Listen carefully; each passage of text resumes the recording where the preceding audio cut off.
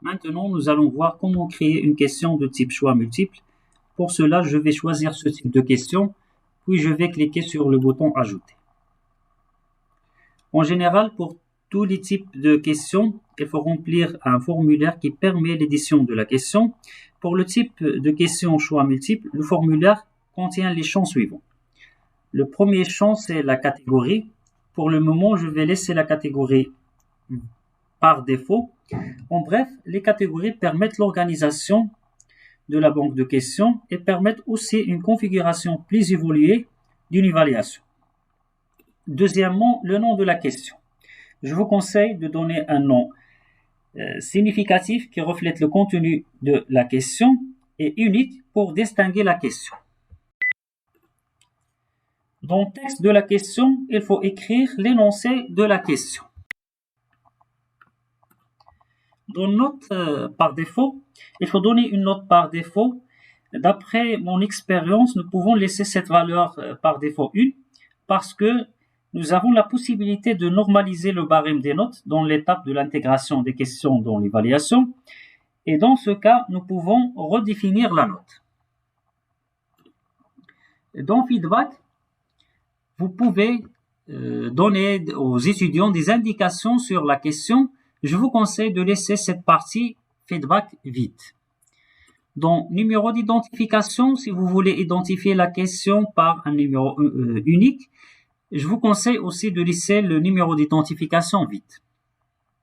Dans plusieurs réponses ou une seule réponse, pour le type de question choix multiple, il existe deux types, soit ce qu'on appelle les QCI, les questions à choix unique, ou bien les QCM, les questions à choix multiple.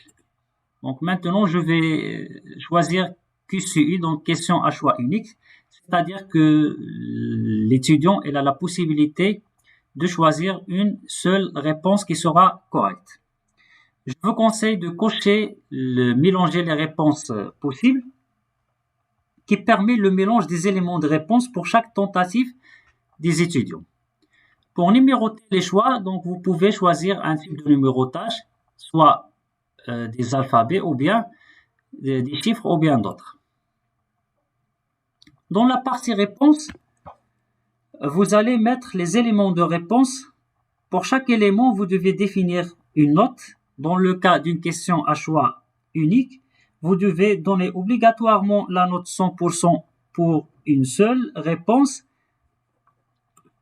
et la note soit aucun ou bien une note négative pour les autres types de réponses. Voilà mes éléments de réponse. Vous allez remarquer qu'un seul élément, il a la note 100%, c'est-à-dire qu'il s'agit de la bonne réponse. Et pour les autres, j'ai une pénalité de moins 100% et nous pouvons ajouter des feedbacks pour chaque élément de réponse. Pour ce type de question, il faut faire attention. Vous pouvez avoir une note négative dans l'évaluation.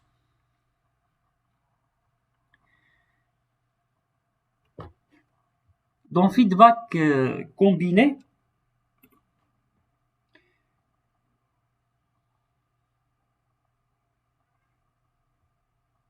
vous pouvez afficher les feedbacks après ou bien au moment de la tentative. Le moment de l'affichage de ces feedbacks est configuré dans l'étape de configuration et de paramétrage de l'évaluation. Et puis, tentative multiple. Dans cette partie, vous pouvez définir une pénalité au cas où vous aurez plusieurs tentatives. Dans le cas d'un examen ou bien d'un DS, nous donnons aux étudiants la chance à une seule tentative.